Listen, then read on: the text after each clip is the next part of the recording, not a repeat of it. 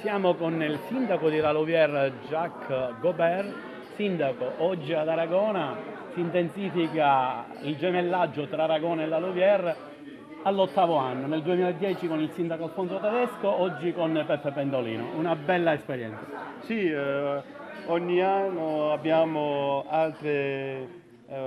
attività insieme e quest'anno per noi è stato un anno importante perché abbiamo organizzato alla Louvière, e il vostro sindaco era là, la sagra della salsiccia e abbiamo ricevuto più di 10.000 persone aragonesi da tutto il Belgio e di Francia che sono venuti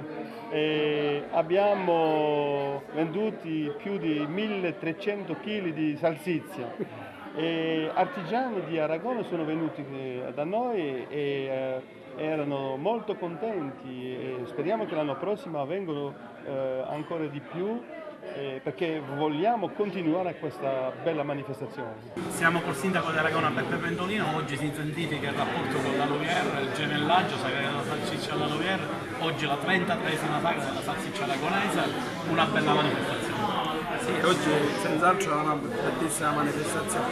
bellissima sotto tutti i punti di vista perché abbiamo avuto l'onore e il piacere di avere qua l'amministrazione della Louvière che quest'anno assieme a loro abbiamo fatto la prima sagra della salsiccia alla Louvière, un paese dove ospita più di 3.500 dei nostri compaesani, quindi possiamo dire che c'è un buon 33% della popolazione là che ha accettato benissimo questo invito. Gli artigiani che sono venuti da Aragona alla Louvière che hanno fatto, diciamo, che hanno proposto i nostri prodotti che sono stati accettati e graditi sia dai cittadini belgi che dai nostri emigrati, sono stati momenti bellissimi, come diceva Tonino si intensificano i nostri rapporti, sono qua a venire ad onorarci per la 33esima sagra della salsiccia che si terrà stasera tra poche ore, momenti di aggregazione, momenti di cultura